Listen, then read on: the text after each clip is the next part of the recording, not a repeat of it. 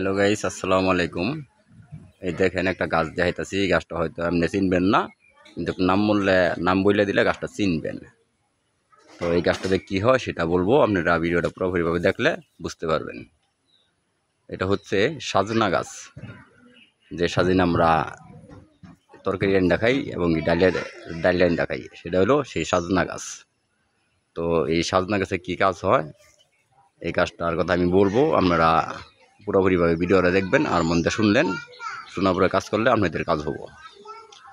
সেটা হলো, আপনাদের যাদের ব্যথা আছে, যেমন মাংসের ভিতরে ব্যথা করে, পায়ের যে একটা থোড়া আছে এই জায়গায় ব্যথা করে, গিরগাড়া যে কোনো জায়গায় যদি ব্যথা থাকে, তাহলে এই গাছের আপনারা ইয়া করবেন, একটা দাও অথবা একটা ছুরি দিয়া এরকম গাছ থেকে ছাল উড়াইবেন।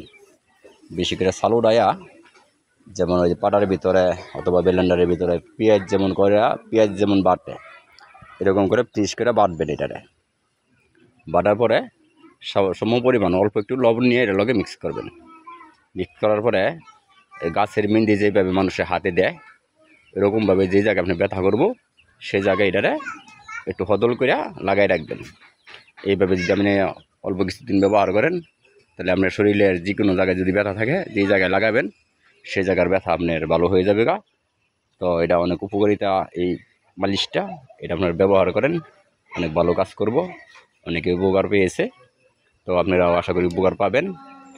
তো এই কাজ করতে হলে বেশি টাকা লাগবে না, আপনারা ফ্রিতে এই চিকিৎসাটা পেতে পারেন। তো আরও ভালো ভালো ভিডিও পাওয়ার জন্য আমার এই চ্যানেলে সার্চ দিলে পাবেন, আরিফ টিভি 1988। এই চ্যানেলে সার্চ দিলে আরও ভালো ভালো ভিডিও আপনারা পাবেন।